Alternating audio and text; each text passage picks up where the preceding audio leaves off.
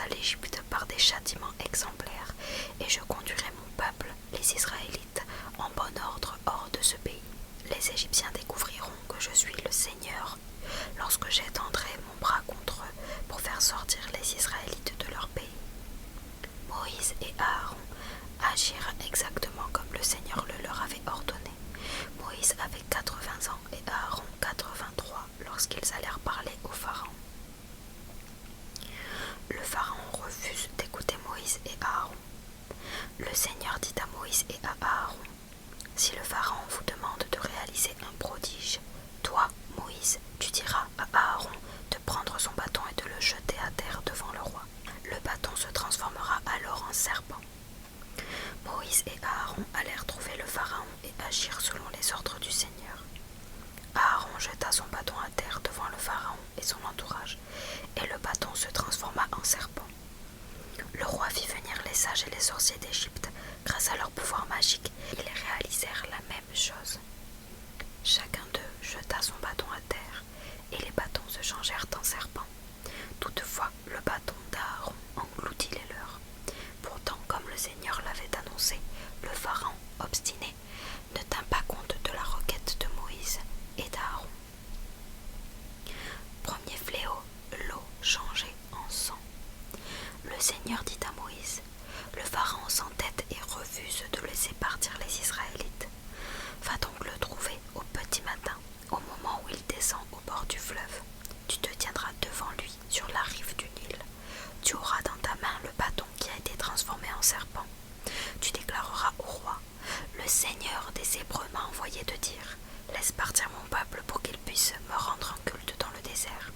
Mais toi, jusqu'à présent, tu n'as rien voulu entendre. C'est pourquoi le Seigneur déclare que, cette fois-ci, tu vas reconnaître qui il est. Au moyen de ce bâton, je vais frapper l'eau du Nil, et elle se transformera en sang.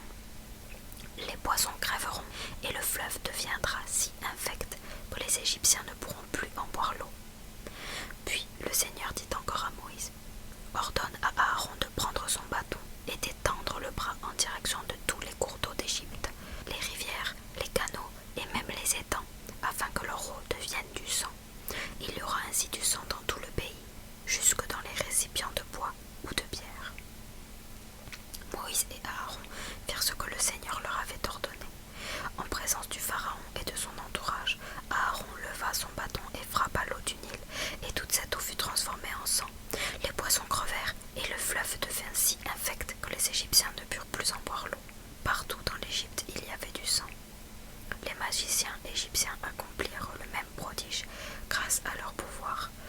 Alors, comme le Seigneur l'avait annoncé, le Pharaon, obstiné, ne tint pas compte de la requête de Moïse et d'Aaron.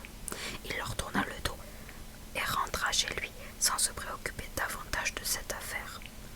Tous les Égyptiens se mirent à creuser des trous au bord du Nil pour trouver de l'eau potable, car l'eau du fleuve était imbuvable.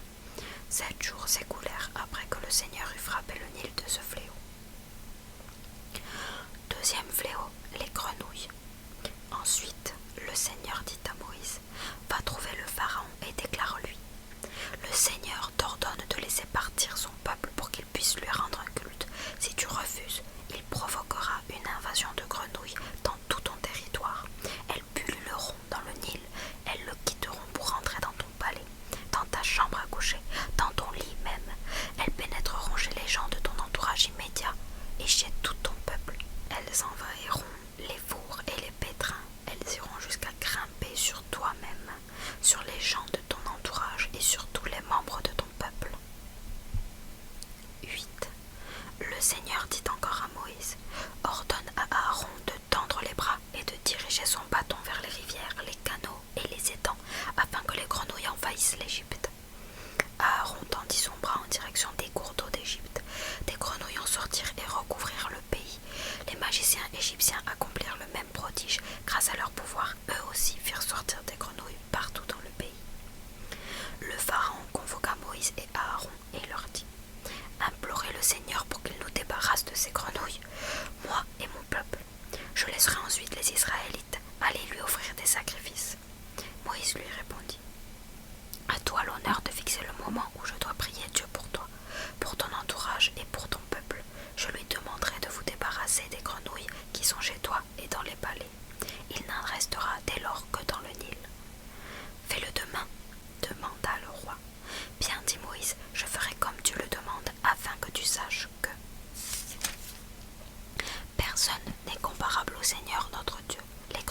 se retireront de chez toi. Vous en serez débarrassés, toi, ton entourage et ton peuple. Il n'en restera que dans le Nil. » Moïse et Aaron quittèrent le Pharaon. Moïse pria le Seigneur de délivrer le Pharaon de l'invasion de grenouilles qu'il lui avait infligée. Le Seigneur fit ce que Moïse lui demandait. Les grenouilles moururent dans les maisons, dans les cours et dans les champs. On en fit des tas innombrables et le pays en fut infecté. Lorsque le Pharaon vit qu'il y avait un temps de répit, il s'entêta, comme le Seigneur l'avait annoncé, à ne pas tenir compte de la requête de Moïse et d'Aaron. Troisième fléau, les moustiques. Le Seigneur dit à Moïse: « Ordonne à Aaron d'étendre son bâton et de frapper la poussière du sol, afin qu'elle se transforme en moustique dans toute l'Égypte. » Moïse et Aaron obéirent. Aaron étendit le bras et, de son bâton, frappa la poussière du sol. Celle-ci se changea en moustiques qui couvrirent hommes et bêtes. Partout dans le pays, la poussière fut transformée en moustiques. Les magiciens égyptiens recoururent à leur pouvoir pour chasser les moustiques, mais ils ne réussirent pas. Les moustiques continuèrent à s'attaquer aux hommes et aux bêtes. Alors les magiciens dirent au Pharaon: « C'est la puissance de Dieu qui est à l'œuvre. » Pourtant, comme le Seigneur l'avait annoncé, le Pharaon, obstiné, ne tint pas compte de la requête de Moïse et d'Aaron. Quatrième fléau, les mouches piquantes. Le Seigneur dit à Moïse: « Demain, lève-toi de bon matin et va te présenter devant le Pharaon au moment où il descend au bord du fleuve. Tu lui diras: « Le Seigneur t'ordonne ceci: laisse partir mon peuple pour qu'il puisse me rendre un culte. Si tu ne le laisses pas partir, je provoquerai une invasion de mouches piquantes sur toi, sur ton entourage, sur ton peuple et dans tes palais. Elles rempliront les maisons d'Égypte et couvriront le sol du pays. Cependant, ce jour-là, je ferai une exception pour la région de Goshen où habite mon peuple. On n'y trouvera aucune de ces mouches piquantes. Ainsi tu reconnaîtras que moi, le Seigneur, je suis présent même dans ton pays. Je préserverai mon peuple du malheur qui frappera le tien. Ce miracle se réalisera demain. » Le Seigneur agit comme il l'avait annoncé. Des mouches piquantes envahirent en masse le palais du Pharaon, les maisons des gens de son entourage et toute l'Égypte. Le pays en fut ravagé. Le Pharaon convoqua Moïse et Aaron et leur dit: « Allez offrir des sacrifices à votre Dieu, mais faites-le dans le pays. » « Non, répondit Moïse, nous ne pouvons pas agir ainsi, car les sacrifices que nous offrons au Seigneur notre Dieu inspirent de l'horreur aux Égyptiens. S'ils nous voyaient offrir de tels sacrifices, à coup sûr ils nous lanceraient des pierres. Nous devons aller à 3 jours de marche dans le désert, et là nous offrirons au Seigneur notre Dieu les sacrifices qu'il nous indiquera. » « Bon, déclara le Pharaon, je vais vous laisser offrir vos sacrifices au Seigneur votre Dieu dans le désert, mais n'allez pas trop loin et priez pour moi. » Moïse reprit: « Dès que je t'aurai quitté, j'implorerai le Seigneur. Demain, il vous débarrassera de ces mouches, toi, ton entourage et ton peuple. Seulement, il ne faudra pas que tu te moques de nous et que tu empêches de nouveau les Israélites d'aller lui offrir des sacrifices. » Moïse quitta le Pharaon et implora le Seigneur. Le Seigneur fit ce que Moïse lui demandait. Il débarrassa le Pharaon, son entourage et son peuple de toutes les mouches. Il n'en resta plus une seule. Alors, une fois de plus, le Pharaon s'entêta et refusa de laisser partir les Israélites. Cinquième fléau, la peste du bétail. 9. Le Seigneur dit à Moïse: « Va trouver le Pharaon et déclare-lui: le Seigneur, le Dieu des Hébreux, t'ordonne de laisser partir son peuple pour qu'il puisse lui rendre un culte. Si tu refuses, si tu persistes à le retenir, le Seigneur interviendra contre tes troupeaux qui paissent dans la campagne. Une violente épidémie de peste s'abattra sur tes chevaux, tes ânes, tes chameaux, tes bœufs, tes moutons et tes chèvres. Mais le Seigneur saura distinguer entre les troupeaux des Israélites et ceux des Égyptiens. Aucune des bêtes appartenant aux Israélites ne mourra. » De plus, le Seigneur indiqua le moment fixé en disant: « C'est demain que je réaliserai ce prodige en Égypte. » Le lendemain donc, le Seigneur accomplit ce qu'il avait annoncé. Tous les troupeaux des Égyptiens furent anéantis, mais aucune bête des Israélites ne mourut.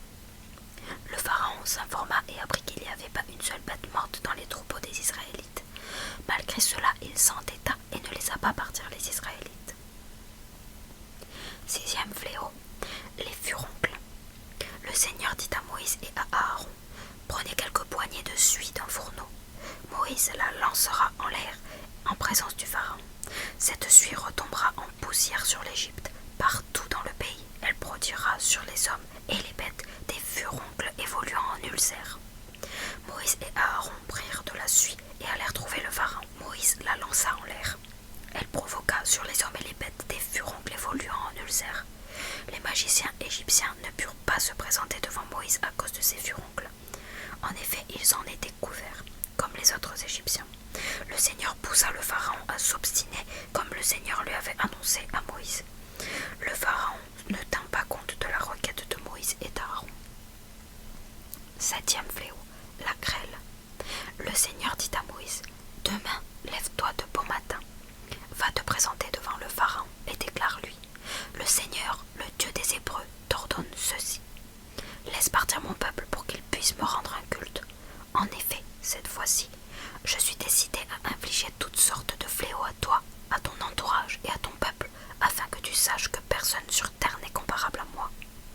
Si j'avais tendu le bras pour vous frapper de la peste, toi et ton peuple, vous auriez disparu de la surface de la terre.